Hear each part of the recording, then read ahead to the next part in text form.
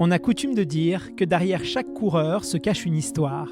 Mathieu a longtemps vécu plusieurs vies. Une première disciplinée, structurée, puis une autre, plus légère, plus festive, sous le soleil des Caraïbes. Et puis, il y a eu la pandémie, un retour précipité en métropole, une compagne enceinte, plus un sou en poche, et soudain, la sensation d'avoir tout à reconstruire. Mais les excès ont laissé des traces. Les kilos se sont installés et l'ancien rugbyman ne reconnaît plus vraiment son reflet dans le miroir. C'est alors presque par hasard qu'il découvre le trail. Il est alors loin d'imaginer que cette discipline deviendra pour lui bien plus qu'un sport, une manière de reprendre pied. Peut-être même une façon de tenir debout quand la vie s'apprête à frapper encore plus fort.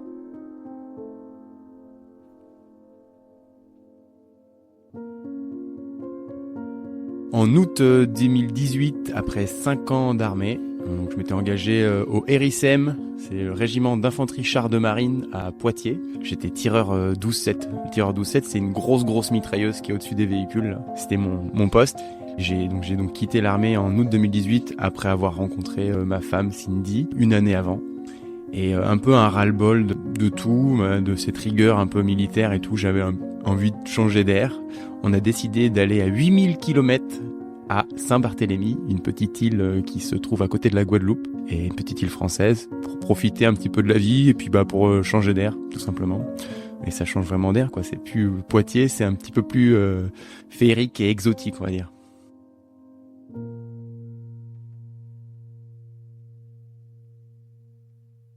Avec le recul, je pense que mon départ à Saint-Barth, c'était un petit peu un ras-le-bol de tout. On se posait pas mal la question avec ma femme Cindy de ce qu'on voulait faire, ce qu'on devait faire. Et c'était un peu comme une évidence. Moi, j'ai eu la chance d'avoir ma grand-mère qui a vécu 15 ans à Saint-Barthélemy. Et un jour, elle m'a dit « Mais pourquoi vous partez pas là-bas ? Vous allez voir, la vie est belle, il fait toujours beau, etc. » Du coup, ça s'est fait assez naturellement. On est parti là-bas. On a pris notre billet d'avion et on est parti là-bas. Un peu sans boulot, on a dit qu'on se trouverait un job là-bas assez rapidement. Là-bas, c'était un peu n'importe quoi, oui et non, parce que j'ai toujours été sérieux dans mon travail et justement c'est ce que l'armée m'a apporté, d'avoir un peu la rigueur et d'être carré dans tout ce que je faisais. Mais c'est vrai que quand tu travailles dans le monde de la restauration, de la nuit, ça peut vite déborder. Bon, j'ai toujours été sérieux, je me suis jamais touché à la drogue et tout ça, mais par contre, c'est vrai que je picolais pas mal. Et j'ai vu que sur la balance, ça se voyait aussi. Hein. J'ai un peu flirté avec pas loin des 100 kilos. J'ai jamais dépassé les 100 kilos, mais j'étais vraiment pas loin. Je suis pas très grand, je fais que 1m72, donc ça se voit assez rapidement. Et tu dis, voilà, j'ai pris un petit peu de poids, je suis un petit peu moins physique, mais bon, c'est pas grave, la vie est belle, on fait la fête. Ma femme aussi a beaucoup fait la fête, donc on se voyait pas. Et c'est vrai que sur les photos, quand je regarde les photos de quand on était à Saint-Barth et les photos de maintenant, on voit la différence, quoi. C'est flagrant. Et c'est vrai que sur le moment, on le voit pas trop. Puis comme je faisais pas de sport là-bas, on se rend pas compte de notre condition physique. Alors est-ce que j'étais un petit peu plus essoufflé et tout ça? Peut-être, mais je me suis pas trop rendu compte sur le moment, quoi.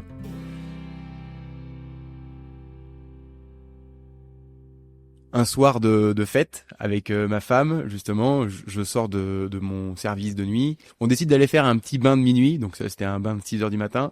Et du coup, on fait ce qu'on a à faire, quoi. Je vais pas faire de dessin. Et c'est là que ma femme est tombée enceinte. Et mars 2020, le Covid est là. Ma femme est enceinte de 6-7 mois à peu près. C'est une galère incroyable. Je perds mon boulot, donc du coup... tous les restaurants, toutes les boîtes de nuit ferment. Les loyers sont excessivement chers à Saint-Barthélemy. Pour un 20 mètres carrés, je paye 2500 € par mois. Du coup, on prend la décision de rentrer en métropole. On rentre pendant le confinement. On arrive à Paris. Ça fait bizarre parce qu'on a l'habitude de voir Paris rempli de monde. Là, il y avait pas un chat. Ça fait bizarre. Hein. On se croyait dans un épisode de Walking Dead. Et du coup, on arrive en métropole et on est obligé de tout reconstruire. On a tout perdu. On a perdu toutes nos économies dans les billets d'avion pour revenir en métropole. On est logé chez le papa de Cindy, comme si on était des jeunes adultes ou des ados, quoi. Sauf que ma femme est enceinte. À ce moment-là, je me remets vraiment en question. Je me dis, qu'est-ce que je veux faire de ma peau ? Est-ce que je veux toujours continuer à travailler justement dans la restauration, en boîte de nuit ? D'un côté oui parce que c'est mon boulot et que je sais faire presque que ça, et d'un côté non parce que j'ai le bébé, il y a le bébé qui arrive et j'ai envie d'avoir une situation assez stable.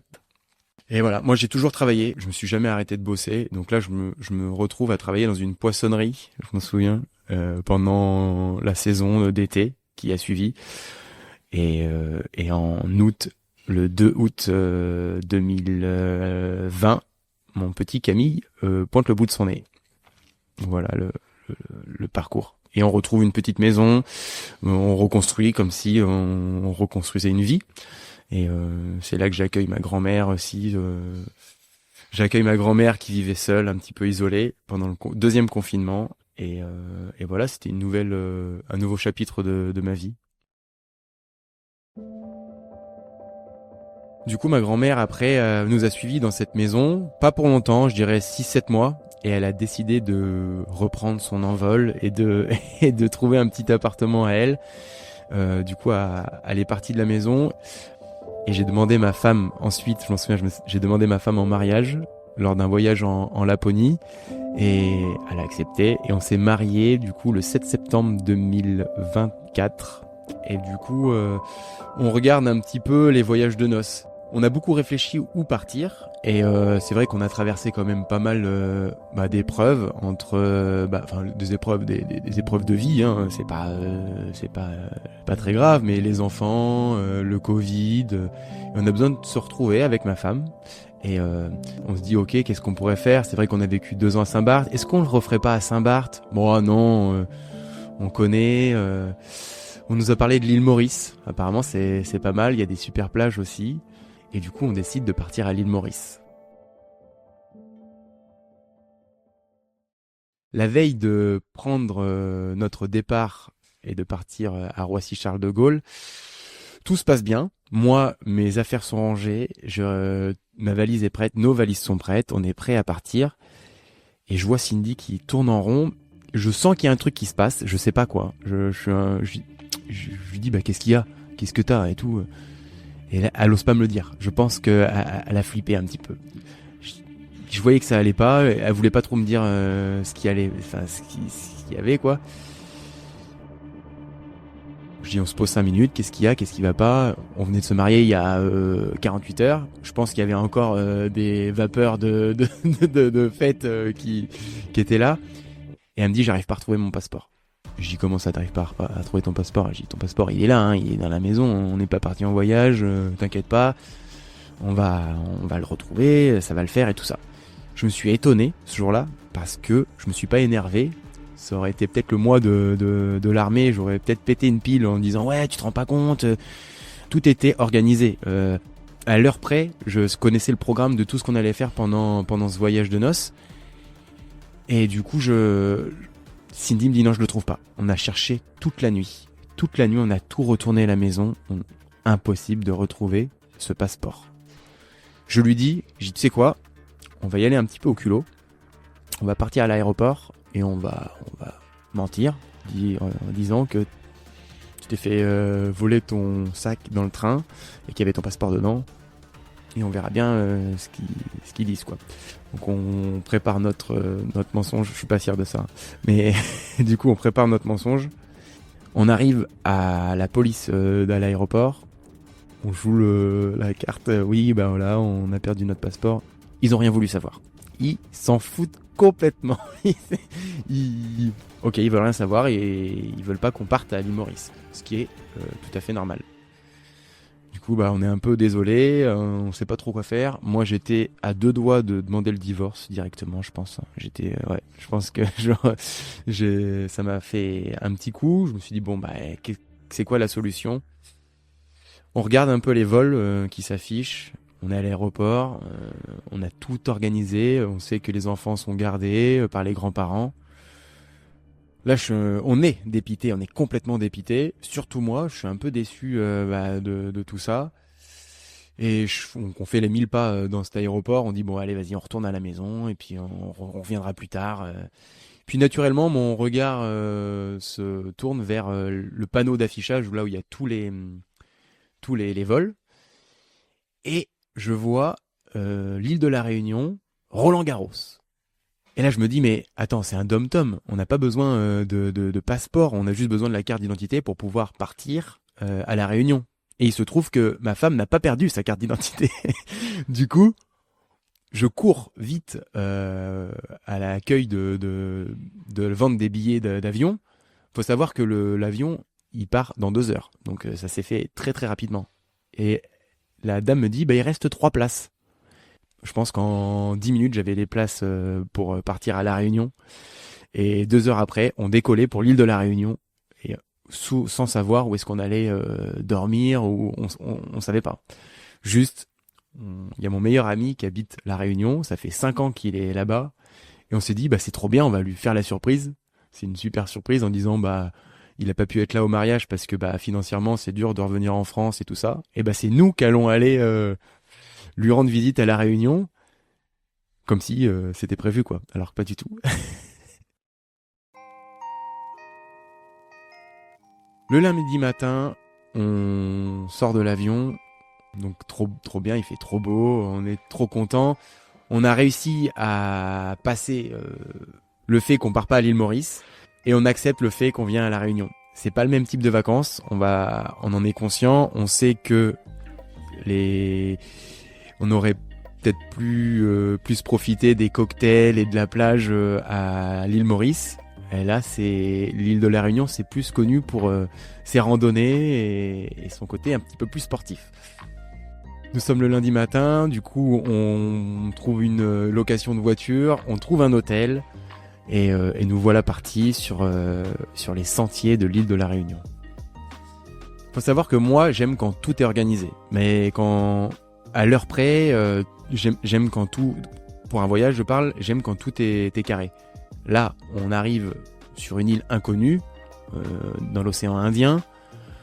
L'hôtel, on savait même pas où est-ce qu'on était. On était au cœur de La Réunion, vraiment en plein milieu, dans le cirque de Salazie, je m'en souviendrai tout le temps. C'est magnifique, donc il y a ces montagnes majestueuses qui se dressent devant nous. On se croirait dans un décor de Avatar. Et on rencontre les gens. Les gens, j'ai ce souvenir qu'ils sont hyper chaleureux, hyper souriants, et c'est quelque chose qui m'a marqué. On fait la surprise à nos amis. Donc un soir, on décide d'aller les voir un petit peu. J'avais son adresse, du coup, on y va un peu par surprise. Et les vacances commencent à partir de ce moment-là. Et c'est là où on a pu vraiment commencer à profiter et à se déconnecter, complètement déconnecter, quoi.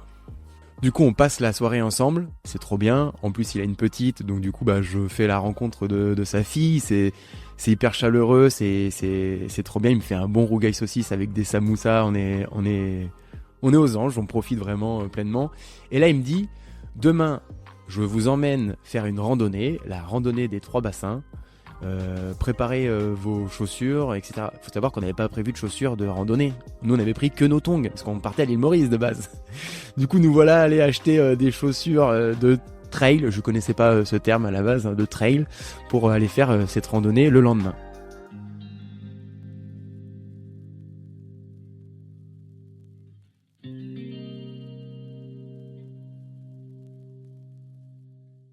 Le rendez-vous est donné à 7h du matin.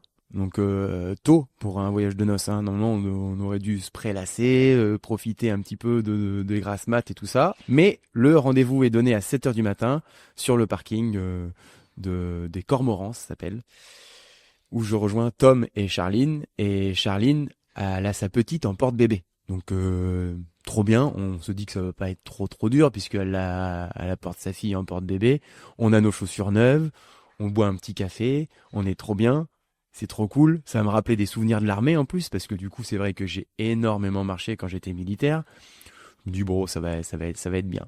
C'est pas une randonnée qui est très longue, c'est une randonnée qui fait, je sais pas, en tout tu dois peut-être faire pas loin de 10 km aller-retour. Et en fait je déchante très vite, parce que du coup j'en chie vraiment. Je suis fatigué de juste de monter, de grimper, de descendre, et je suis fatigué. Je regarde Cindy, elle est pareille, elle est au bout de sa life, et là je m'aperçois qu'en fait ma condition physique elle est pas ouf, quoi. Je paye un petit peu les années festives de il y a 2-3 ans, quoi. Et on arrive en bas de cette randonnée, donc c'est vrai que par contre c'est magique, hein, c'est magnifique, c'est trop beau. On arrive dans ce bassin. Je me souviens, faut qu'on grimpe. Je galère à grimper sur cette falaise pour pouvoir sauter dans l'eau, là, faire un petit plongeon et tout ça. Je le fais qu'une fois parce que j'ai subi juste pour monter là-haut. J'étais essoufflé et tout, et j'étais vraiment vraiment pas prêt du tout pour ce genre d'exercice, quoi. Et en discutant avec mon pote Tom, qui eux c'est vraiment un couple de sportifs, ils font du sport tous les jours, ils font des randonnées, ils font du surf, ils arrêtent pas, ils finissent leur boulot, ils vont faire du crossfit, voilà, c'est le couple de sportifs de La Réunion. Et il me dit, tu sais qu'ici là à La Réunion, dans les sentiers, dans les trucs comme ça là, il y en a qui courent, il y en a qui montent, il y en a qui descendent et tout. Je dis bah ouais, je vois ça des fois tous les ans là, ça s'appelle comment cette course déjà le truc des fous là. Il fait ouais, c'est ça, la diagonale des fous, le grand raid. Je dis ouais, ça fait 100 km ça, je sais plus combien. Il me dit non, ça fait 175 km et 10 000 mètres de dénivelé positif. Je dis bah c'est sûr qu'ils sont complètement timbrés les mecs de faire ça, faut pas s'aimer, faut pas s'aimer pour faire ce genre de choses là. Et puis il me dit toi t'as que de la gueule de le faire toi. Je dis bah oui, mais je suis incapable de faire ça. Je dis tu vois, j'ai repris le rugby déjà, j'en chie un petit peu. Je suis passé de 3 carrés à talonneur. Donc, du coup c'est pas le même délire. Et je suis pas fait pour ça. Je suis pas un sportif endurant. Je suis pas préparé. Il y en a, ils se préparent des années pour faire ça. Moi je suis incapable de faire ça. Il me faudrait peut-être 10-15 ans pour pouvoir me préparer à ce genre de course, quoi. Et on en est là. On fait le retour de cette randonnée. Donc toujours pareil, hein, j'en chie vraiment. Je suis au bout de ma vie. Je remonte dans ma voiture, on retourne à l'hôtel et je me souviens d'avoir fait une sieste. Mais j'ai fait une sieste peut-être de 3-4 heures. Je m'en souviens. J'étais épuisé. Le soir, on se retrouve avec mon pote qui me donne rendez-vous sur la plage pour aller boire l'apéro.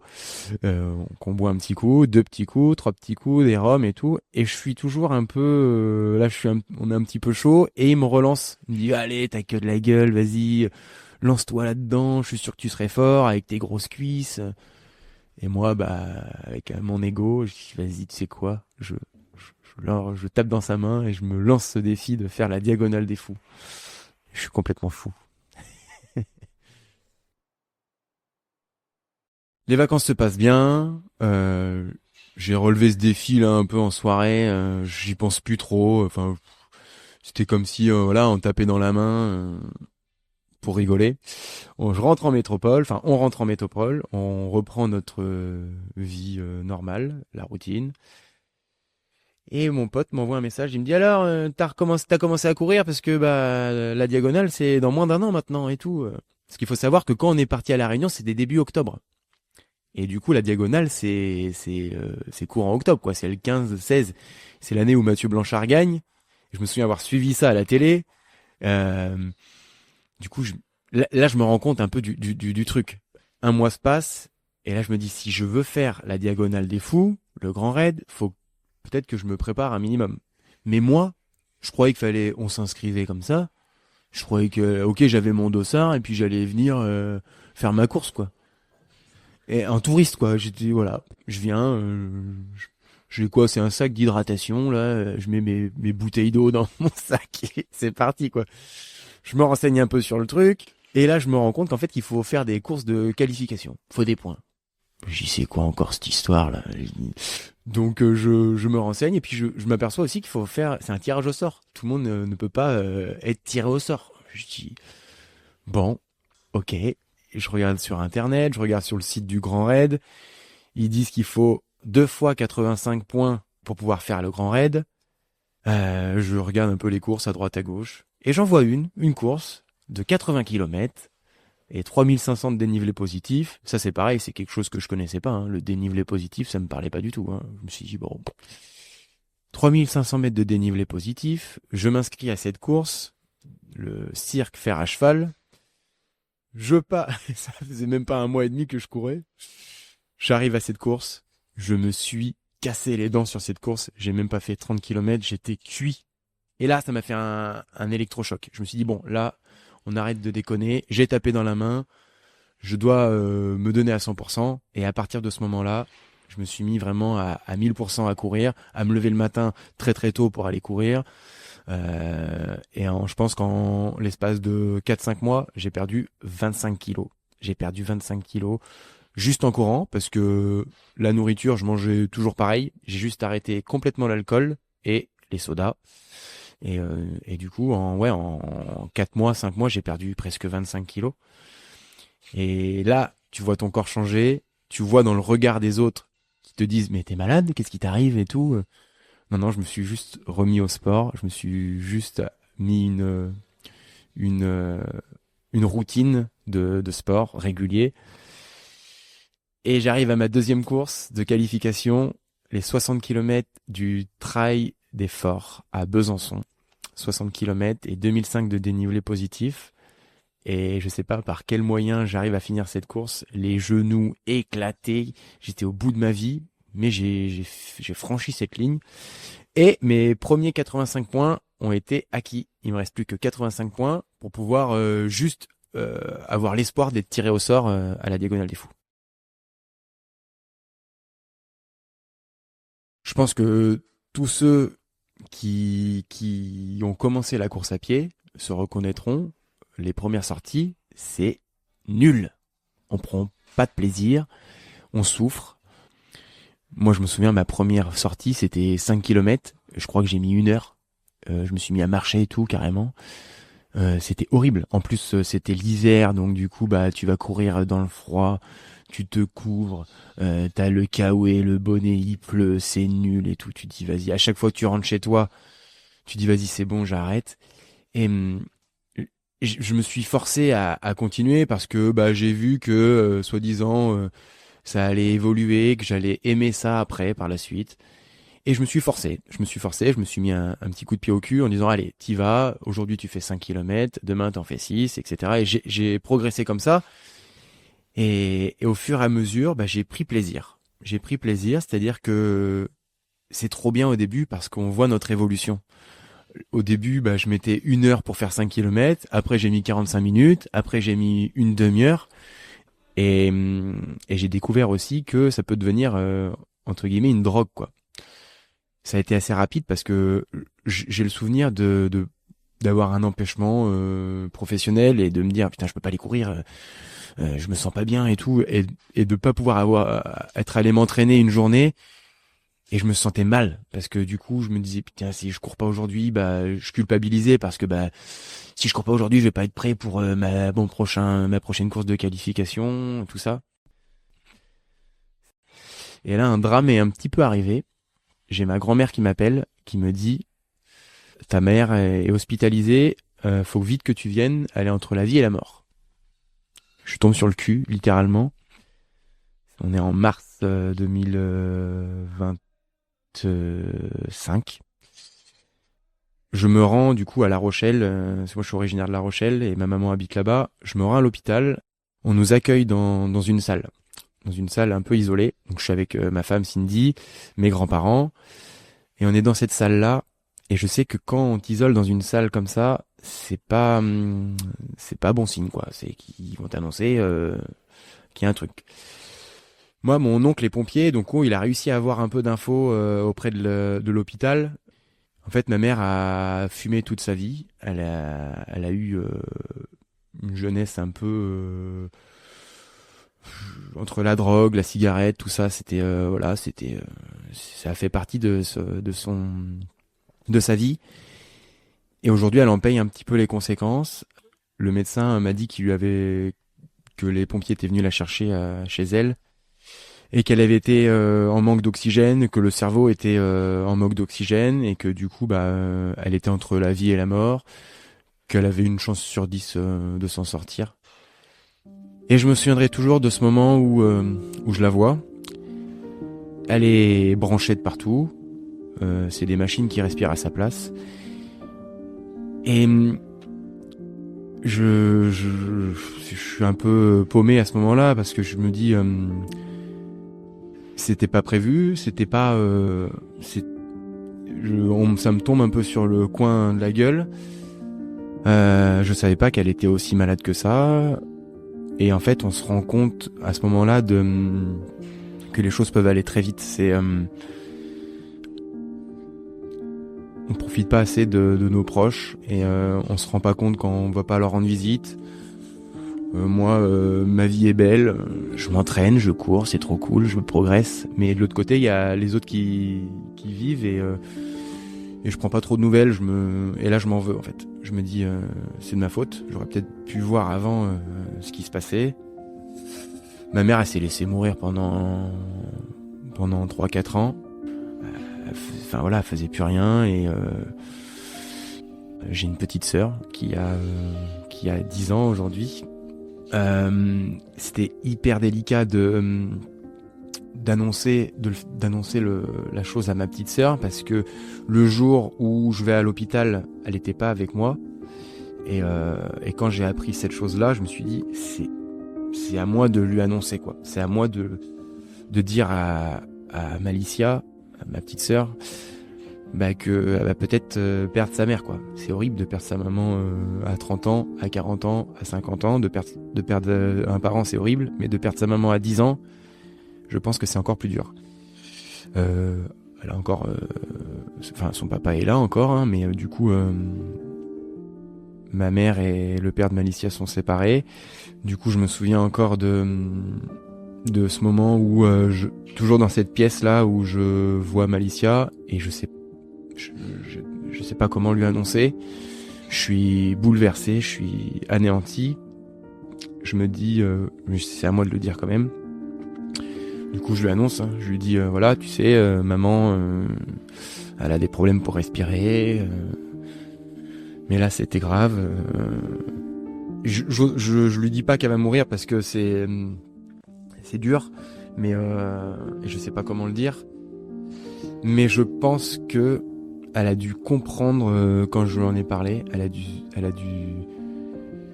Je sais pas, 10 ans, mais t'es quand même intelligente pour comprendre les choses. Et je lui dis, écoute, va voir maman. Tu vas être habillé dans une combinaison de Schtroumpf. J'essaie de trouver des mots, je me souviens. C'était une grande combinaison bleue. J'ai dit, tu vas être dans une combinaison de Schtroumpf, tu vas pouvoir aller la voir et tout ça. Et je pense que là, elle a pris conscience, sans que je lui dise la chose, que ok, c'est peut-être la dernière fois qu'elle va la voir, quoi. Et là, elle a pris, je pense qu'elle a pris conscience du degré de gravité de la santé de ma mère. Et je me suis promis s'il arrivait quoi que ce soit avec ma mère ou quoi, que je serais toujours là pour ma petite sœur, même si on n'a pas été enlevés ensemble. Et je me suis toujours dit, voilà, si jamais je dois l'accueillir chez moi ou si je dois faire quoi que ce soit, je serai toujours là pour elle. Sans rentrer dans sa vie, hein. Elle a un papa qui s'occupe très bien d'elle aussi et je veux pas, voilà, c'est pas mon rôle, mais voilà, je me suis dit, si jamais il y a besoin, je serai là, je le dois pour ma mère, je le dois pour ma famille et c'est quelque chose que je respecterai le plus longtemps possible. Si demain il devrait arriver quelque chose à ma mère, je serai là pour ma petite sœur.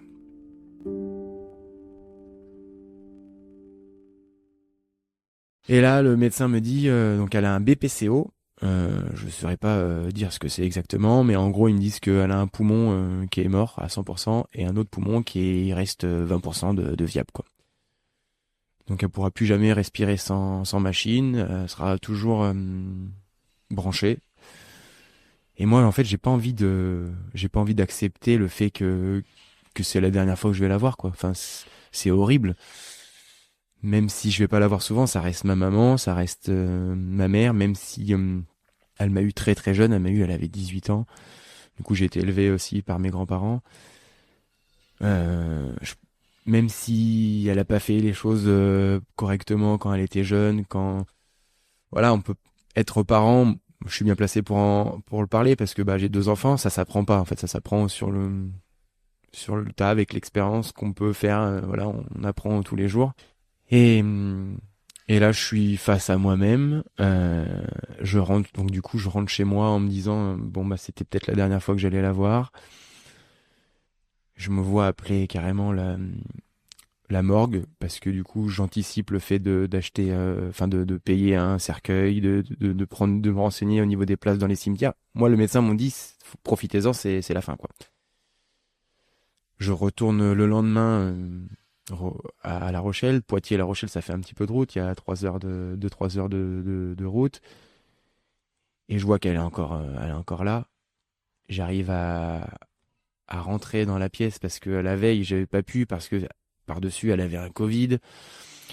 Du coup, j'ai pas pu rentrer pour pas lui donner d'autres maladies si jamais, voilà. Et, hum, et je me souviens d'avoir pris sa main et lui avoir dit, écoute, si tu te bats pas pour moi, bats-toi au moins pour les enfants et pour mes enfants. Si tu as envie de les voir grandir et tout ça, t'inquiète pas, on va tout mettre en place. Si tu dois être branché, tu seras branché, c'est pas grave, mais on va tout faire pour que tu survives et tout. Bats-toi au moins pour eux et tout. Et je sais pas par quel miracle, même la médecine, même les médecins ne comprennent pas comment elle a pu survivre à ça. Son cerveau a été un manque d'oxygène et tout ça, et je sais pas par quel moyen elle a réussi à s'en sortir. Je sais pas la force où est-ce qu'elle était le chercher et tout ça. Et aujourd'hui, c'est pas la grande forme, c'est pas la folie, mais elle est encore parmi nous et elle a pu fêter les 5 ans de mon fils. Elle va vivre encore un moment, j'en suis sûr, parce qu'elle est très très forte. Et c'est ce qui m'a énormément motivé à reprendre. Ça a duré un gros mois où du coup je pouvais plus m'entraîner, je pouvais plus courir parce que je pensais qu'à ça. J'ai vécu un mois horrible où je faisais que chialer, que pleurer et tout. Et à partir de ce moment-là, je me suis dit ok, je vais m'en servir de force. Je vais m'en servir, ça va me porter. On a tous nos sources de motivation hein, dans la vie. Ça peut être nos enfants, ça peut être notre femme, ça peut être nos parents, ou ça peut être quelqu'un qui est parti, qui est décédé, qui nous regarde de là-haut. On a tous notre source de motivation. Et moi, ça a été une de mes sources de motivation. Si je me suis dit, voilà, je vais le faire pour ma maman. Bon, il y avait pour mes enfants aussi, pour ma femme, pour ma famille. Mais je pense que c'était ma source de motivation numéro un. C'était pour ma mère, ouais. Je pense que, je pense que ça m'a beaucoup aidé à continuer à m'entraîner et à aller chercher cette deuxième course de qualification. Et à partir de ce moment-là, je me suis mis un peu en pilote automatique, quoi.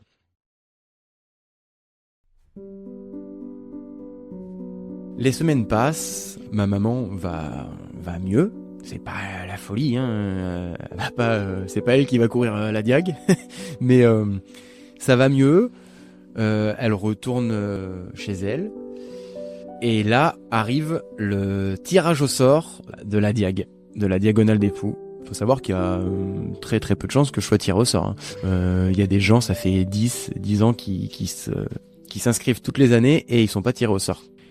En janvier, tu t'inscris à la diagonale des fous, mais tu sais pas si tu vas la faire ou non. T'es tiré au sort 2-3 mois après. Et mais moi, je sais pas pourquoi. Je savais que cette année-là, c'était mon année. Je savais que j'allais faire la diag. Je sais pas, je vais pas savoir comment expliquer, mais je sentais le truc. J'avais pas pris mon billet d'avion, mais presque quoi. Et je me souviens où tu te connectes sur l'ordi, tu sais que c'est le tirage au sort, et là je vois mon nom s'afficher. C'est la folie. J'ai été tiré au sort et c'est comme si c'était un petit peu c'était écrit dans le marbre, on va dire. C'était prévu que je fasse cette course. Et sauf qu'il me manque encore 85 points pour pouvoir faire cette course. La dernière course, c'est au Markstein, en Alsace. Trail des grands ballons. J'ai 63 km, 2500 mètres de dénivelé positif. Je gère la course, j'y vais pas pour faire un résultat. D'ailleurs, je ne suis pas du tout fait pour faire du résultat. Le but, c'était vraiment de me qualifier. Je franchis cette ligne d'arrivée et ma femme était là et elle me dit, ça y est, tu l'as ton ticket pour la diag, tu valides ton dossard. Et je m'en souviendrai toujours de ce moment parce que du coup, je me rendais pas compte que 2-3 mois après, j'allais partir sur la ligne de départ à Saint-Pierre, à l'île de la Réunion, pour commencer cette course. Même s'il y avait encore quelques étapes à faire pour se préparer au Grand Raid.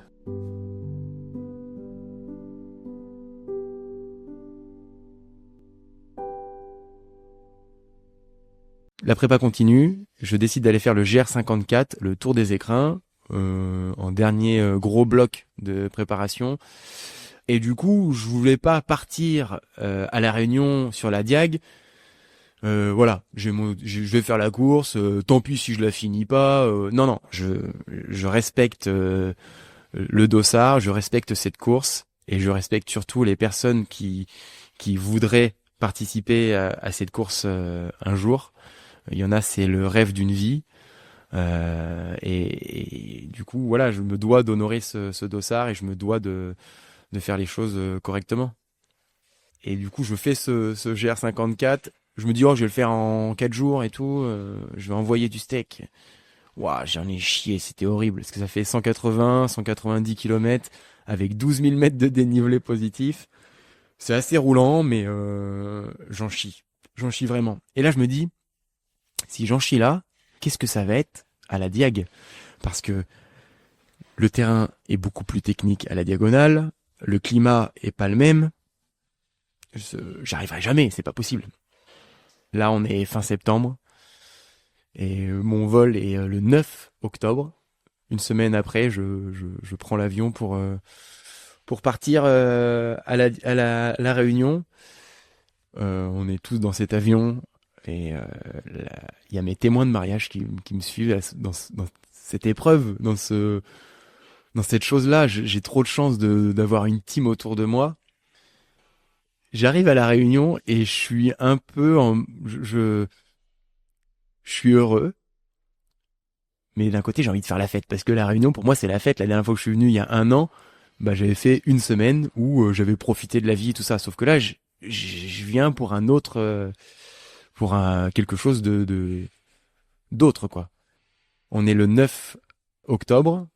Mon départ est dans 1 semaine pour le Grand Raid. Je fais hyper attention à ce que je mange. On est tous ensemble. On prépare tout.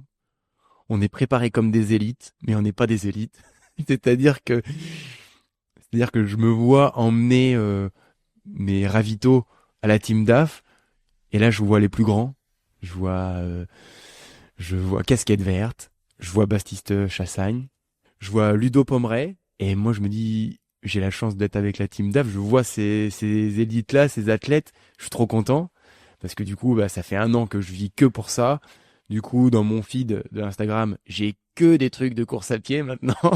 Et je suis trop content. Et là, du coup, je les vois en vrai. C'est un peu comme si t'avais un petit footballeur qui était à côté d'un Kylian Mbappé ou d'un Ousmane Dembélé. Tu vois, voilà, si on peut comparer ça, c'est impressionnant. Je suis trop content. Tout est beau, tout est rose. Et là, le départ arrive.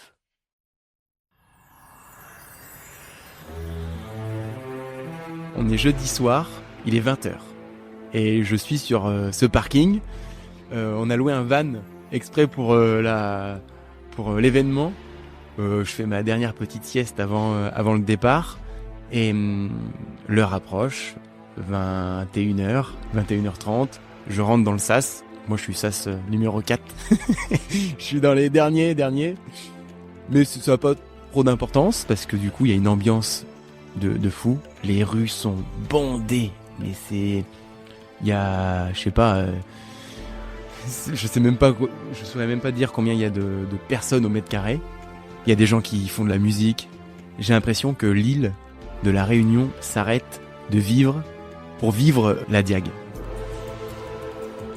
Tout le monde parle du départ de la diagonale des fous, quoi, que c'est incroyable, qu'il y a une ambiance de fou furieux. J'ai même pas les mots pour expliquer ça. Mais c'est vrai. Faut vraiment le vivre pour dire c'est la vérité, quoi. Du coup, comme j'ai découvert la course à pied, j'ai aussi découvert mes allures, ma vitesse, etc. Surtout les ravitaillements. Je me suis mis une horaire à peu près approximative à laquelle j'allais arriver. Et là, je suis pas du tout bon. Je suis parti beaucoup trop vite. Mais en même temps, on est tellement porté par la foule et par les coureurs autour de nous que on s'en rend pas trop compte. Et c'est même piégeux parce que du coup, on grille un peu des cartouches pour la suite, quoi. On part pas sur un marathon ou un 30 bornes, quoi. Donc, je ralentis un petit peu. Après 5 km, on commence à rentrer un petit peu dans les champs de canne à sucre. Il y a un petit peu moins de monde, même s'il y a des... Je me dis, mais qu'est-ce qu'ils font là? Il y a des réunionnais qui sont dans les cannes à sucre en train de nous encourager encore. Et là, du coup, je lève un petit peu le pied. Et j'arrive, du coup, au premier ravitaillement. Notre-Dame de la Paix, en 2 heures. Donc 14 km en 2 heures. Je suis bien. Je me sens en forme.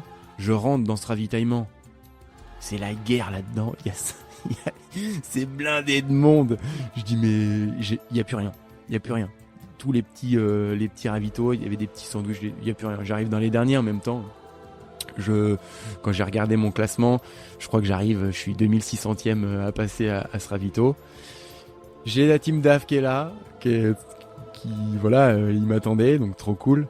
Eux, les premiers, ça fait déjà 1 heure qu'ils sont passés. Donc du coup, j'étais le dernier. Mais ils me donnent quand même mon sachet. D'ailleurs, je les remercie parce que ils font un travail exceptionnel.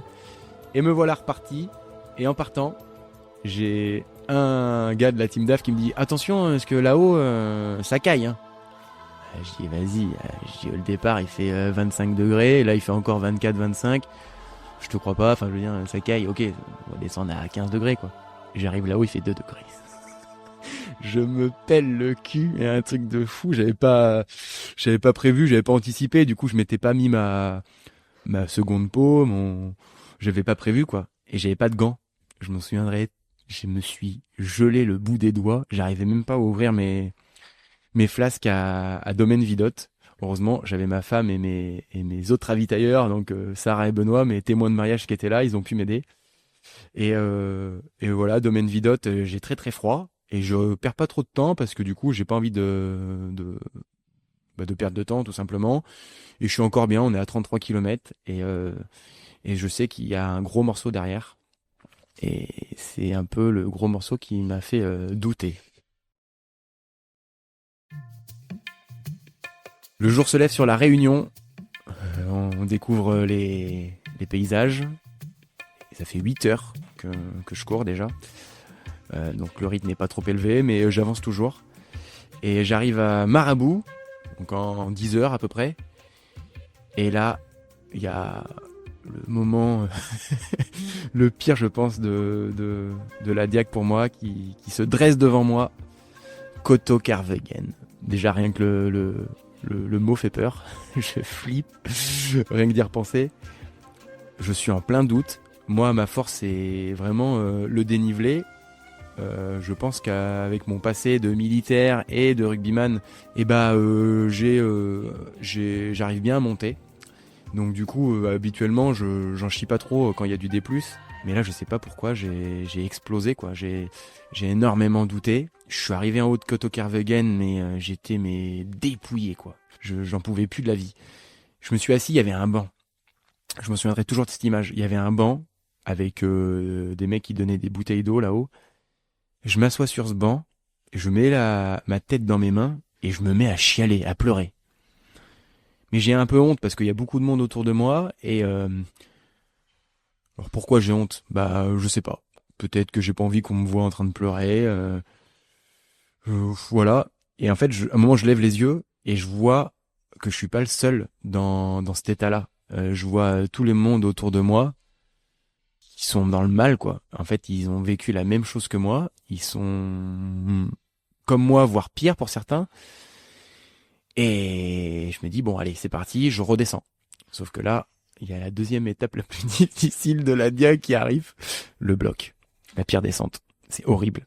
Le bloc, c'est horrible. C'est des marches qui font presque 1 mètre. Ça te tape dans les genoux. À chaque descente, ça te résonne dans tout le corps comme des coups d'électricité.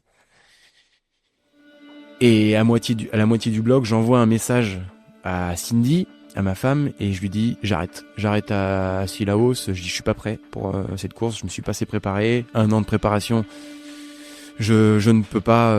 Je prends la décision d'arrêter. Je l'appelle même, je lui dis Puis elle me dit mais si t'es bien, vas-y continue. Forcément on va pas me dire non bah ok t'arrêtes, non. Elle son rôle aussi dans l'histoire c'est de me motiver, de me dire ok bah non tu continues, tu t'arrêtes pas, ça va le faire, t'inquiète pas, elle essaye de me remotiver. Et j'arrive à Cilaos et ma décision était toujours prise. Je devais rendre mon dossard là et du coup j'arrive avec 3 heures d'avance sur les barrières horaires.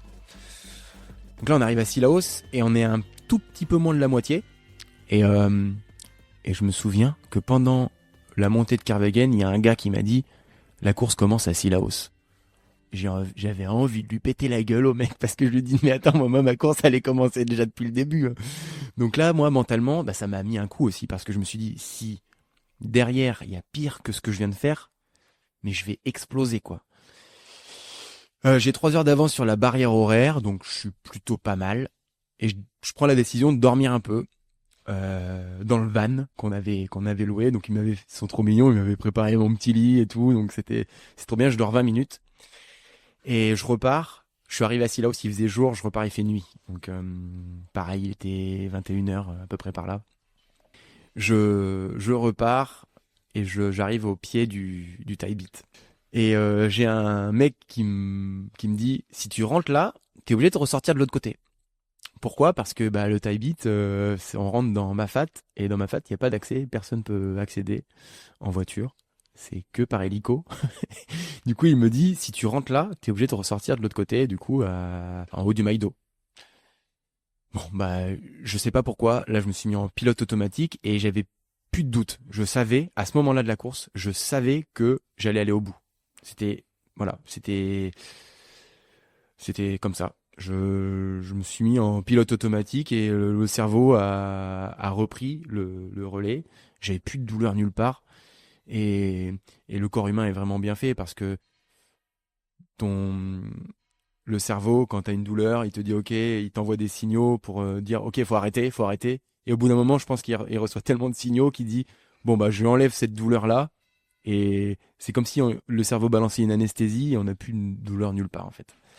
Et à partir de ce moment-là, du coup, j'ai monté le Taibit d'un trait. Je suis arrivé à Marla. Je me suis vu passer par-dessus une vingtaine de personnes là. Tout le monde dormait partout.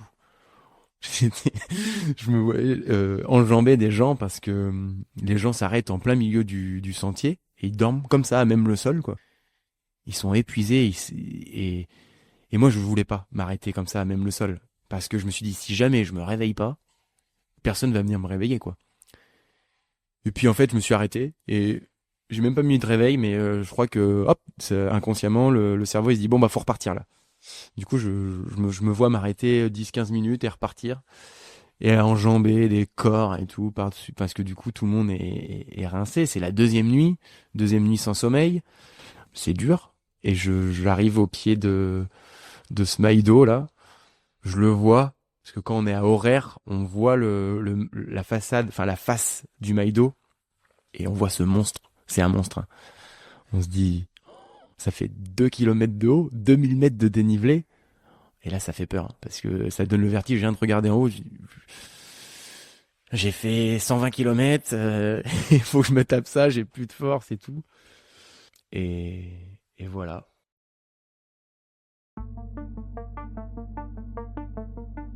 Je arrive à Îlé-Orangé. J'ai très chaud, parce que il est à peu près 14h, je pense, quand j'arrive à Îlé-des-Orangers. Je continue à monter, et je m'arrête pas, je monte comme si ma vie en dépendait, je sais pas. Je suis pas trop stressé parce que je sais que je suis bien par rapport aux barrières horaires. J'arrive en haut du Maïdo avec 4-5 heures d'avance sur les barrières horaires. Et je m'arrête une petite demi-heure, je change mes pieds, comme je dis. Je change mes chaussettes, je me remets un peu de crème et tout, et je repars. Et là, je me suis senti tellement bien que je fais une descente jusqu'à Îlet de Savannah, mais à une vitesse. En fait, je me suis mis dans les pieds d'un mec qui courait bien, et je l'ai suivi, et c'est comme s'il m'avait porté. Xavier, J'ai pas vu son visage, j'ai vu que son dossard derrière, et je me souviens qu'il s'appelle Xavier. Donc merci Xavier, il m'a porté un petit peu sur 15 km.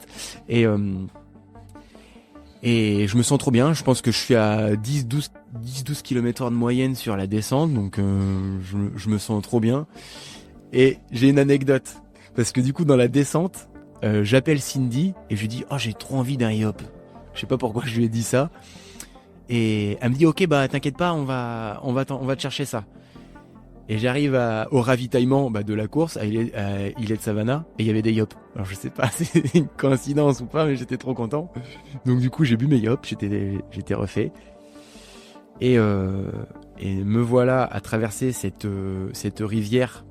On la voit souvent en vidéo parce que les premiers ils se jettent dedans pour se rafraîchir et tout ça. Et moi je me suis pas jeté dedans parce que c'était la nuit. Alors j'ai marché sur les cailloux et me voilà reparti à regrimper. Et une fois qu'on passe le Maïdo, la course n'est pas finie, mais on se dit que les plus grosses épreuves sont passées. Après, bon, ça grimpe, ça descend, ça grimpe, c'est un petit peu plus cassant, on va dire. Mais si on a assez d'avance sur la barrière, il suffit juste de marcher ou de continuer à avancer.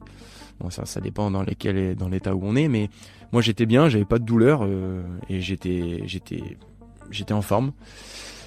Et me voilà attaqué ma 3e nuit. Et la 3e nuit, j'ai découvert que quand on manquait de sommeil, on pouvait faire des hallucinations. Et il y avait des taches d'humidité sur les pierres. Et chaque pierre, ça me faisait un visage un peu qui me parlait. Et ça, alors c'est bizarre, hein, c'est quelque chose que je raconte, mais ça me parlait pas, mais ça faisait un bruit un peu sourd. Alors ça m'a même fait des hallucinations au niveau du son. Ça fait bizarre dans un premier temps, mais j'en étais conscient. C'est-à-dire que je savais que c'était parce que je manquais de sommeil que ça me faisait ça. Et du coup, j'ai pu continuer à avancer. Et j'arrive à la possession. Et je suis en forme de fou, quoi. Et me voilà on m'avait dit attention parce qu'après c'est les Anglais et ça pique un peu. Ça, faut faire gaffe, quoi. Même au niveau des chevilles et tout, c'est un peu la merde. Et je sais pas comment j'ai fait, mais j'ai couru dans la montée et tout. Je sais pas, je me suis senti trop bien. J'ai couru, même en descente et tout, j'étais trop bien. Grande chaloupe.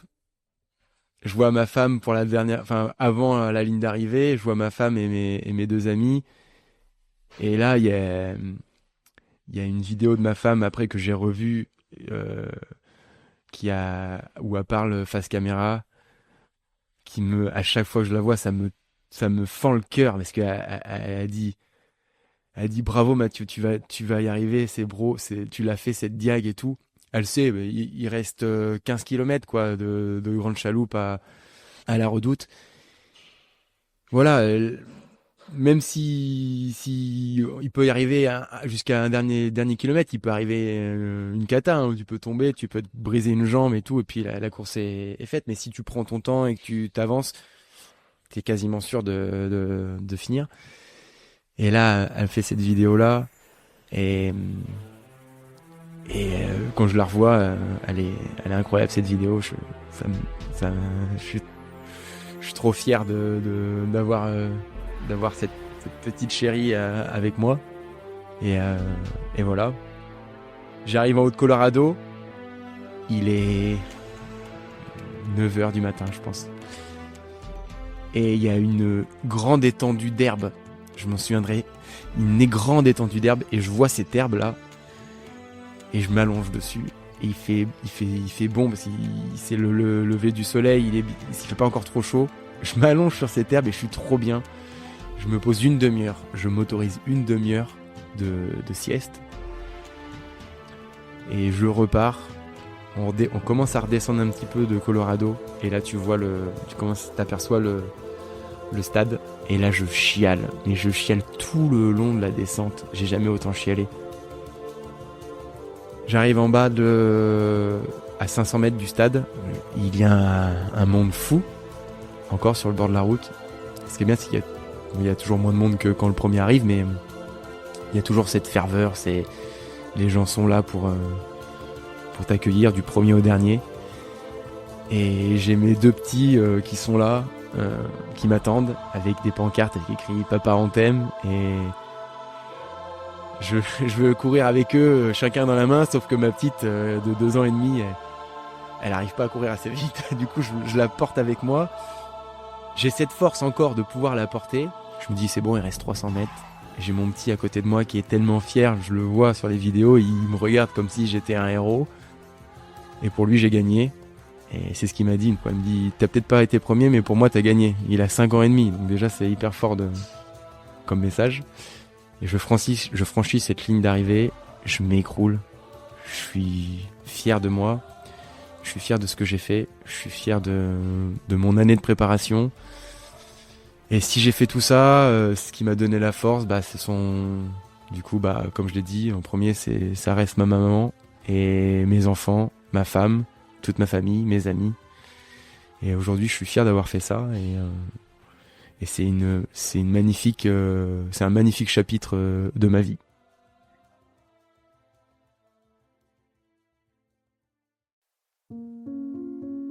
Ce que je retiens de toute cette histoire, c'est que il y a des choses dans la vie qui peuvent te transformer, et cette course, elle en fait partie. Et je pense que tout était écrit, en fait. Si ma femme a perdu ce passeport, c'est peut-être que c'était écrit. Et si elle avait pas perdu ce passeport, on serait parti à l'île Maurice. Et du coup, on serait rentré en métropole.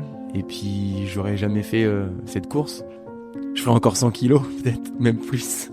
Je sais pas. Aujourd'hui, j'ai découvert un nouveau sport. Le trail. Qu'est-ce qui est fait demain? Je sais pas.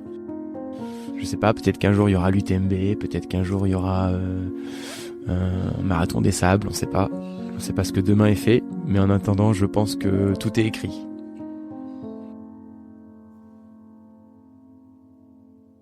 Si ce récit vous a plu, n'hésitez pas à adresser un petit mot de soutien à notre invité sur nos réseaux sociaux. Vous y trouverez une publication qui lui est entièrement dédiée. Si vous aussi, vous avez envie de raconter votre histoire, un événement de votre vie de coureur ou de coureuse qui a eu un impact considérable sur vous, ou vous a fait voir les choses différemment, écrivez-nous à l'adresse suivante, le-récit@dltdc.fr. À bientôt.